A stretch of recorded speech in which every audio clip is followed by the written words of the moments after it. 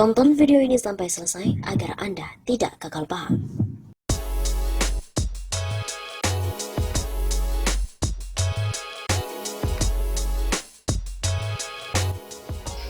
Kenapa Anies diserang para menteri Jokowi?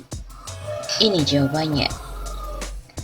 Dari semua gubernur hanya Anies yang disasar. Dari semua provinsi hanya DKI yang disorot.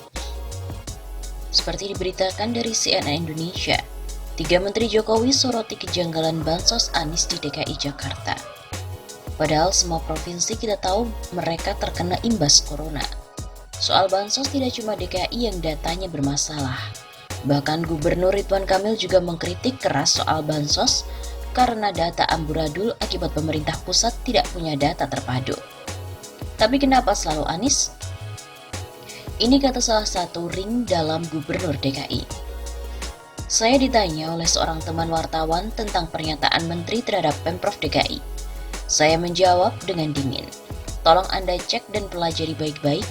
Sedang ada masalah apa di pemerintah pusat? Kalau serangan terhadap Anies gencar berarti di pusat lagi ada masalah. Pola dan dramanya selalu sama. Pemprov DKI selalu menjadi bahan pengalihan isu. Gak sulit untuk memahaminya. Hanya tinggal membaca dan menyandingkan setiap ada masalah besar, Jiwasraya, Undang-Undang KPK, Harun Masiku dan lain-lain. Di waktu yang bersamaan maka serangan terhadap Anies pun gencar. Demikian disampaikan oleh Ges Khalifa melalui akun Facebooknya. Jadi seperti itu. Bahkan hal ini pun juga dikomentari oleh salah satu netizen di Facebook dari akun @shantiwat1. Asli, konyol banget sih para menteri itu. Padahal selama ini yang paling serius dan pertama dari mulai penanganan sampai bantuan sosial ya DKI. Pusat tuh udah gak ada mukanya, yang bisa mereka lakukan ya nyerang, yang sigap, sosep, batru.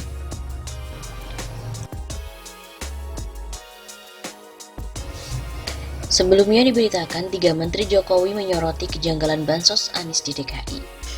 3 menteri dalam Kabinet Indonesia Maju pemerintahan Joko Widodo memaparkan sejumlah keganjilan mengenai penyaluran bantuan sosial oleh Pemprov DKI Jakarta. Menteri Keuangan Sri Mulyani mengatakan bahwa Pemprov DKI Jakarta meminta pemerintah pusat menanggung semua bansos untuk diberikan kepada warga DKI Jakarta terdampak pandemi corona. Alasannya, ucap orang yang akrab disapaan itu keterbatasan dana. Mulanya Pemprov DKI Jakarta memberikan bansos kepada 1,1 juta keluarga. Itu sudah diterapkan pada pemberian bansos gelombang pertama. Namun untuk gelombang selanjutnya, Pemprov DKI ingin pemerintah pusat yang menanggungnya. Laporan dari Menko PMK, ternyata DKI yang tadinya cover 1,1 juta, mereka tidak punya anggaran dan minta pemerintah pusat yang mengcover 1,1 juta itu. Jadi tadinya 1,1 adalah DKI dan sisanya 3,6 juta itu pemerintah pusat. Sekarang semuanya diminta cover oleh pemerintah pusat. Terang Ani dalam rapat virtual bersama Komisi 11 DPR pada hari Rabu 6 Mei. Menteri Sosial Juliari Batubara juga mengatakan penyaluran bansos oleh Pemprov DKI Jakarta tak sesuai dengan kesepakatan awal antara pemerintah pusat dengan pemerintah Provinsi DKI Jakarta. Juliari mengaku telah memeriksa 15 titik penyaluran bansos di DKI Jakarta. Lalu ditemukan ada warga penerima bansos Kemensos sama dengan penerima bansos DKI. Akibatnya terjadi kekacauan di lapangan. Pada saat rapat terbatas terdahulu, kesepakatan awalnya tidak demikian. Gubernur DKI meminta bantuan pemerintah pusat untuk mengcover bantuan yang tidak bisa di-cover oleh DKI. Begitu kata Juliari dalam rapat kerja Komisi 8 yang disiarkan langsung di akun YouTube DPR RI. Juliari juga mengatakan awalnya pemerintah pusat hanya akan mengalurkan bansos kepada warga yang tidak menerima bantuan Pemprov DKI. Jumlahnya pun sekitar 1,3 juta kepala keluarga. Menko Bidang Pembangunan Manusia dan Kebudayaan Menko PMK Muhadjir Effendi juga turut serta menyoroti penyaluran bansos oleh Pemprov DKI Jakarta. Dia mengaku sempat menegur Gubernur Anies Baswedan terkait data program bansos yang diberikan pemerintah pusat kepada warga DKI imbas pandemi COVID-19. Itu bansos sekarang problemnya data, termasuk di DKI yang sekarang kita bantu ini problemnya data. Begitu kata Muhadjir dalam sebuah webinar melalui Zoom Rabu 6 April. Belum lagi sinkronisasi dan koordinasi misalnya, kami dengan DKI ini agak sekarang sedang tarik-menarik, cocok-cocokan data. Bahkan kemarin dengan Pak Gubernur agak tegang, dan agak saya tegur keras Pak Gubernur. Begitu katanya. Pemprov DKI Jakarta belum merespon terkait pernyataan 3 menteri itu. Meski begitu, Gubernur Anies Baswedan pernah mengatakan bahwa 98% bansos tersalurkan dengan baik. Dalam waktu yang cukup singkat, bisa mendistribusikan 98,4% pada keluarga yang tepat. Menurut saya itu suatu langkah yang harus diapresiasi, karena tidak mudah. Hanya 1,6% jadi bahan kita untuk mengkoreksi ke depan. Begitu kata Anies pada hari Jumat 1 Mei. Di lain sisi, Anies Baswedan juga mengakui bahwa distribusi bansos Corona DKI belum sempurna. Gubernur DKI Jakarta Anies Baswedan juga mengakui distribusi bansos warga terdampak Corona di Jakarta belum sempurna. Sebanyak 1,2 juta keluarga di Jakarta diketahui mendapatkan bansos berupa sembako dari pemerintah. Yang pertama kemarin sudah menjangkau 1,2 juta keluarga, dan alhamdulillah terdistribusi dengan baik. Apakah sempurna? Tidak. Ada kekurangan sana-sini, ke depan jadi bahan kita untuk memperbaiki. Ujar Anies dalam jumpa pers di Balai Kota Jakarta pada hari Jumat 1 Mei.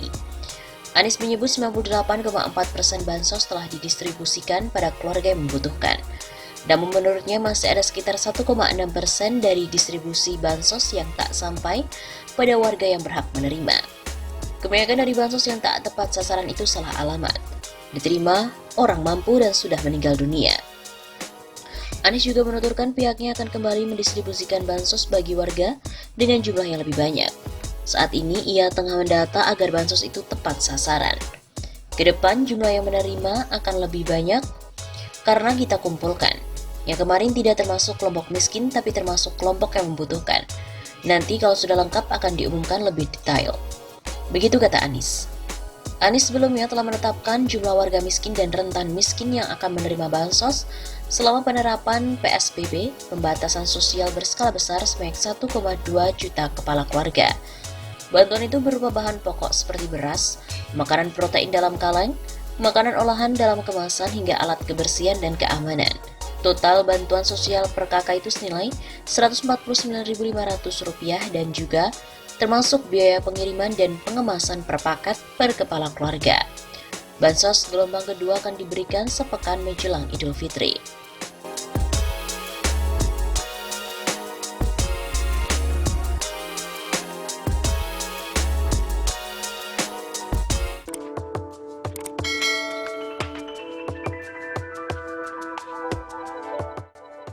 Anies akhirnya tegas menentang Luhut.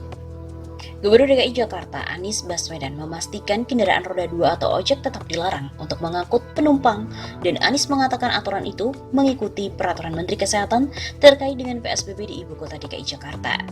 Terkait dengan aturan mengenai ojek atau kendaraan bermotor roda 2, kita tetap merujuk pada peraturan Menteri Kesehatan terkait PSBB dan rujukan peraturan Gubernur adalah memang kebijakan PSBB dari Kementerian Kesehatan. Begitu kata Anies di Balai Kota Jakarta pada hari Senin 13 April. Maka dari itu Anies menekankan kebijakan roda 2 atau ojek tetap pada aturan Pergub nomor 33 tahun 2020, yakni hanya membolehkan mengantarkan barang. Karena itu kita akan meneruskan kebijakan bahwa kendaraan bermotor roda 2 bisa untuk angkut barang secara aplikasi, tapi tidak untuk angkut penumpang. Ini akan ditegakkan aturannya.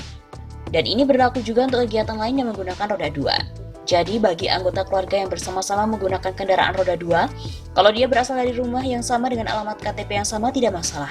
Tapi kalau motor untuk angkut penumpang sebagai kegiatan usaha, itu yang tidak diizinkan dengan potensi penularan menjadi tinggi. Jelas Anies.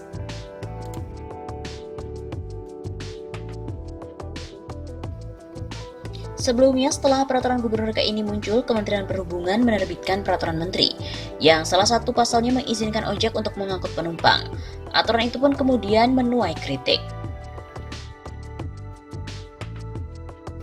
Pembatasan di Jakarta juga menjadi rujukan untuk Bodetabek.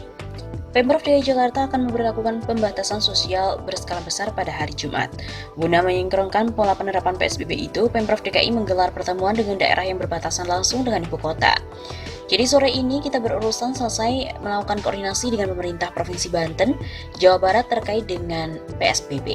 Jadi ada kabupaten kota tetangga, Kota Tangerang, Kabupaten Tangerang, Kota Tangsel, Bekasi, Kabupaten Bogor, Kota Bogor, kita koordinasi terkait dengan PSBB. Begitu kata Gubernur DKI Jakarta, Anies Baswedan. Anies mengatakan perlu langkah dan strategi yang sama dalam penerapan PSBB nantinya. Dia menyebut daerah yang berbatasan dengan Jakarta akan terdampak penerapan PSBB itu. Kenapa? Karena kawasan ini menjadi satu epicenter dan perlu ada sinkronisasi langkah. Jadi apa yang kita kerjakan, apa yang dikerjakan Jakarta pembatasan-pembatasan yang akan kita lakukan juga yang akan menjadi rujukan supaya nanti kita punya pola yang sama. Begitu katanya.